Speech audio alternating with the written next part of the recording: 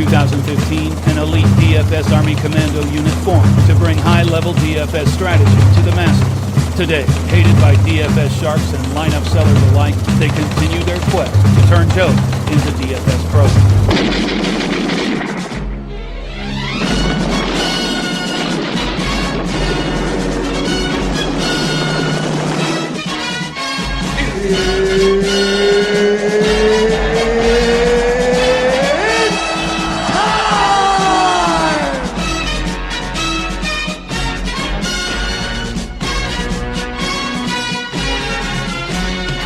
Hello everybody, this is the first Kicker Pod of the 2017 NFL season, brought to you by the DFS Army.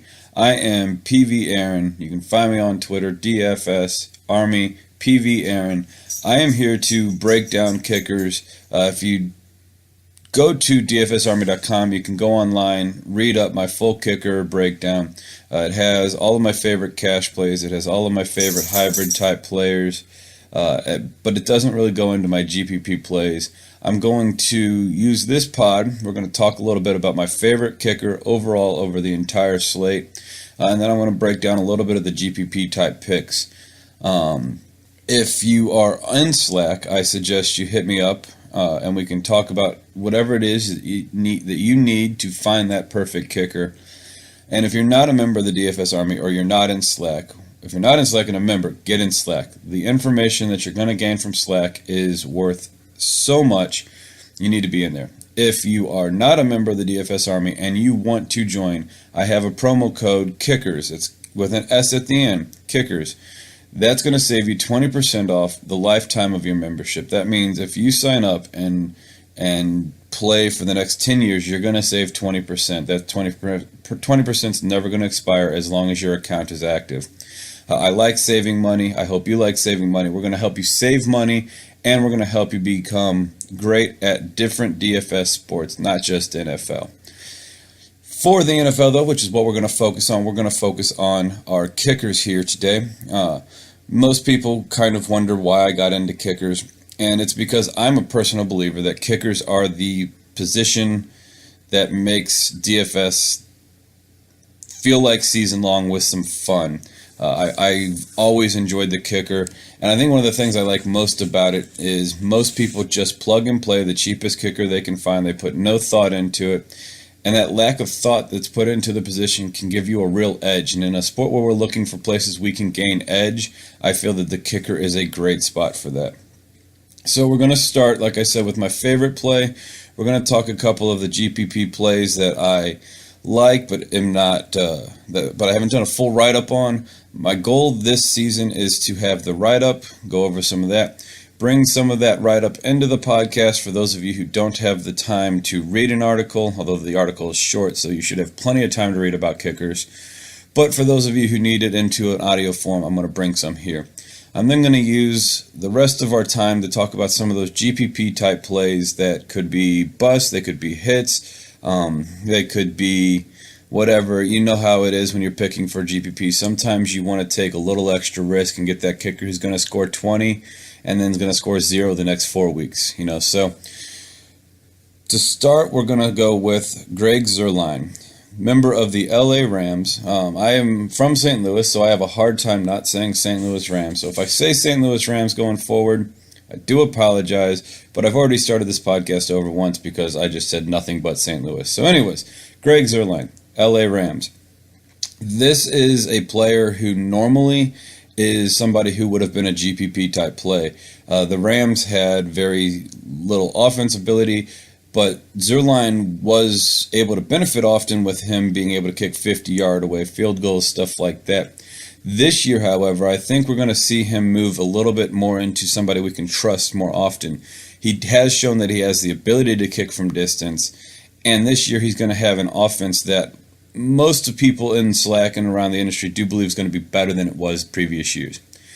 If the rest of the season goes to crap, that's fine. All we need to worry about is week 1 right now.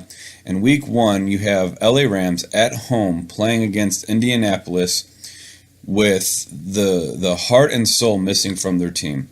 They are missing their center, from their offensive line, which remember was not a great offensive line last year. Well, this is the piece that I'm now in Indy, so I get to know this. The piece that was the building block for this offensive line to grow and be stronger and better. So missing that center is going to be really big.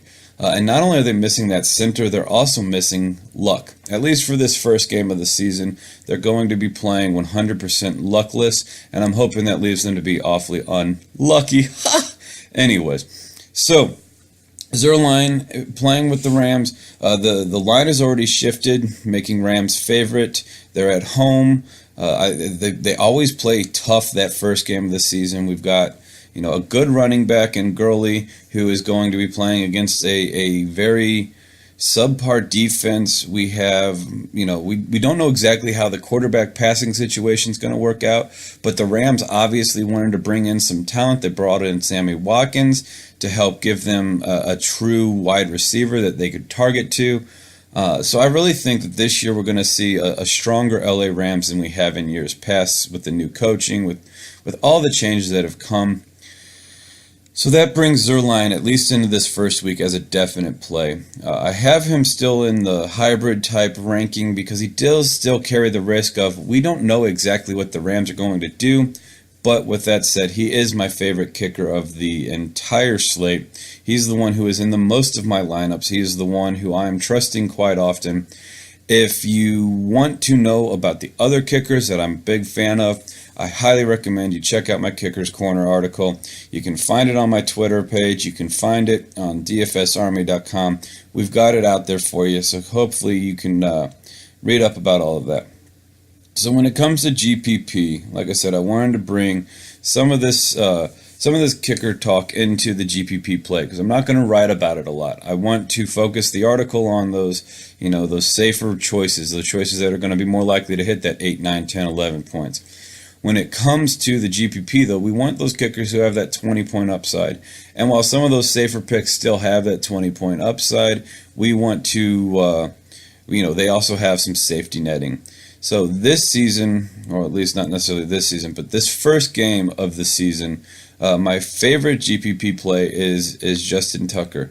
His price is pretty much max if you're on the main slate. He is max. He's not max, I don't think, if you have the Monday night game, and I believe McManus is actually 100 more. It might be Gostkowski who's 100 more. But the point is his price tag's high. And what happens when a kicker has a high price point? They don't tend to get used as much. Tucker is also a kicker who's proven last season and some other seasons that he can kick. He has a great accuracy percentage. He has a great kick from distance. His team uses him. Baltimore is willing to go to him, especially if they're ahead or in a close game. And Baltimore's defense usually helps keep them in a close game, and Baltimore has a decent enough offense to keep them in most games as well. This first game, though, we have a few question marks around the health of Flacco. We have some question marks about this and that. So for me, Justin Tucker at the top price doesn't get the safety netting that you would need for somebody in a cash type situation. But with that said, Tucker is a kicker who is potentially able to put up 20 points in any week pretty much. It doesn't take long for him to get some extra points. It doesn't usually take long for him to get a 50-yarder. And if you're doing those things, you're getting those 40s, those 50-yard kicks, you're building points quick. You don't need a ton of them to bring in that high value. So Tucker is definitely somebody we want to think about for that GPP. Again, especially with the fact that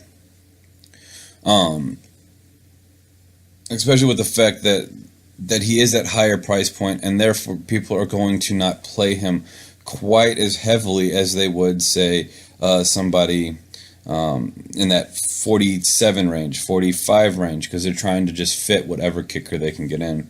It is also important to note that they are playing Cincinnati. They don't have a really high over-under on this game. They don't have a really high implied total. So he's not somebody that we would really look at and say, ooh, wow, that's kind of sexy. I want to play that. So he kind of falls into that range of good but not going to be cash safe. So we definitely want to keep him in mind for our GPPs.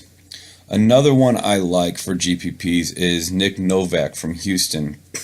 This is going to be a game where I believe Houston's going to come out. We've got all the hurricane, narrative, and I hate calling the hurricane situation narrative, but for our purposes, that's what we're going to focus on it as, is the narrative there. We have Houston playing at home against Jacksonville. There is question marks around the offense on both of these teams. The over-under on this game right now is sub 40. The implied total for Houston is 22.5. That's almost to the point where we're like, hey, I can live with that. 24 is what we actually look for kickers. So it's not too far off there, but the game total is only looking at 40. But we do have that 5.5 favorited. I do believe that Houston's defense is strong enough to keep Houston in the game against Jacksonville and all of their questions, and that means Nick Novak is going to potentially have the chance to kick some field goals. One thing that we normally don't focus on for field goal kickers is low over-unders, because we want high-scoring games. But I have a new theory for GPP. One of the things I'm going to focus on is actually looking at those super low over-under games, because those super low over-under games tend to become field goal battles. And while it's garbage for any other contest, what it does give us is it gives us a great potential of 3, 4, 5 field goals being kicked by that kicker. It also has the great potential of 1 or 2 field goals being kicked, maybe 1 extra point, giving us a very, very low floor. But that's why these are GPP plays. These are plays that you're going to put in those multi-entering systems. These are plays that you're going to put in that, $1 million contest. These are plays that are going to be a stretch, but if they go off, you're looking at a good chance at winning. If they bust, well, that's the chance we take when we're trying to play for first place sometimes. So Nick Novak falls into my second GPP play. I do have some other plays that I really like, but I'm going to hold off on those for Slack. If you want to talk about them, hit me up, PV Aaron, just at me in the thing, in the Slack chat. We'll go over anybody. We can go over every kicker. Even if I don't talk about them, I'm happy to talk about why I didn't go there. There are other kickers who have high over-unders that I'm not even mentioning in my write-ups or in my podcast here. For some of them, there's a reason. For some of them, it's just because I don't feel that kicker. So if you want to hit me up and talk about it more in depth, I'm more than happy to. And don't forget, I do all of this so early in the week so that I can focus on some of the other stuff I have coming later in the week. Because they are kickers, the research doesn't need to take that long. A lot of things can change. So keep an eye out for game totals that are having, those Vegas lines that are drastically changing. If the Vegas line is drastically changing and you have the kicker and that team's no longer favored, it might be worth switching kickers to an alternate. So keep an eye on those. Keep an eye on Slack chat if you don't want to do it on your own. We usually post them a couple times throughout the week with Slack. Just for those, keeping track with those things. One thing I will point out before I get too far gone, I would like to point out that in Carolina, we still have a kicker controversy going right now. We don't know who the Carolina Panthers are going to start as their starting kicker. So this means that even though we have Carolina against San Francisco, they're on the road. I'm not really a big fan of either Carolina kicker in this situation as it is, but with the fact that we have 2 kickers and we actually don't know who's going to be kicking, it's probably a safe bet to completely just skip that unless we get good word early.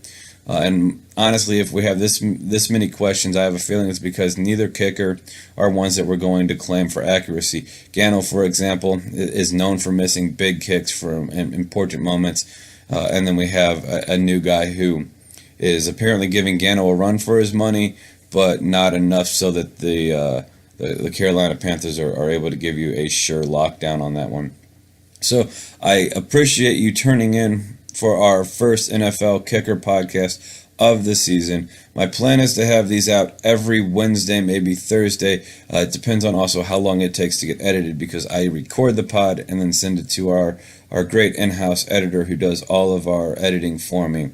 But the plan is to have these out Wednesday, maybe Thursday. I focus on the main slate, so obviously that is going to leave, it does leave a lot of games off the table sometimes. So again, hit me up on Slack or Twitter, DFS Army, PV Aaron, or PV Aaron in Slack, and we can go over, that Thursday night or the Monday night games. If you're playing the Thursday night game, my favorite pick from the Thursday night game is going to be Gostkowski. I think you're going to find that he's going to have a pretty solid game to open the season. Again, if you would like to join the DFS Army, use promo code Kickers, again with an S, and we will save you 20% off as long as your membership is active. I look forward to talking to you again. Thank you for listening to the DFS Army podcast. Join the DFS Army today and gain access to our private Slack chat, where you can chat with real DFS pros and coaches, as well as other DFS Army members with winning track records. Also included in your membership is access to our premium articles, DFS Army weighted projections for every sport we offer, from NFL to MMA, weekly player picks and cheat sheets, the strategy vault of timeless concepts, and the DFS Army Domination Station, a truly state-of-the-art lineup optimizer, offering your personal projections or ours. The DFS Army membership is the best value across the industry. Join today and get 2 free ebooks, as well as the secrets to unlocking a new level to your game.